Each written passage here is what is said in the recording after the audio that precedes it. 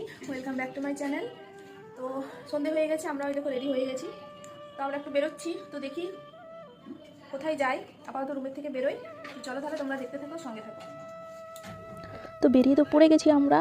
তো হাঁটতে হাঁটতে ওরা আবার বললো যে চলো তাহলে আগে খেয়ে নিই কিছু, তারপরে আমরা না হয় বেরিয়ে আসবো বলে আমরা জাস্ট একটু হাঁটতে বেরোলাম আর কি। রুমের মধ্যে ভালো লাগছে না, তো ওরা আবার নজর পড়লো টিক্কি চাট, এটাকে বলে টিক্কি চাট আর কি, হ্যাঁ, চাটের ওপরে।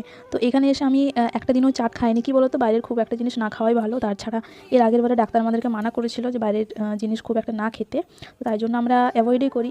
তো ও বলছে চলো না আজকে একটু খাই।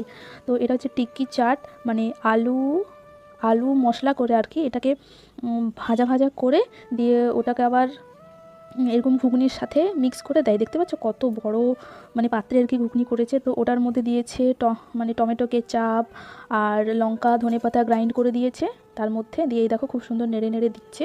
তো আমি আমি খুব একটা খেতে পারি না, আমি সব জিনিসই একটু কম কম খাই। তো আমি ছোটোটা নিলাম, আর মানে এটা 10 টাকা না 15 টাকা প্লেট আর কি। আমি 15 টাকার প্লেট নিলাম, আর ও নিয়েছে 20 টাকার প্লেট, ও খেতে পারে।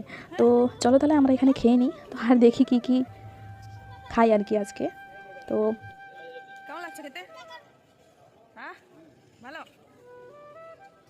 তো ও তো একদম খাওয়াই পুরো ব্যস্ত। ঠিক আছে, আমি এখনো শুরু করিনি, তাহলে নিজের ভিডিও নিজেকেই ধরতে হচ্ছে। ও খাওয়া শুরু করেছে মানে আর দেখবে না। আবার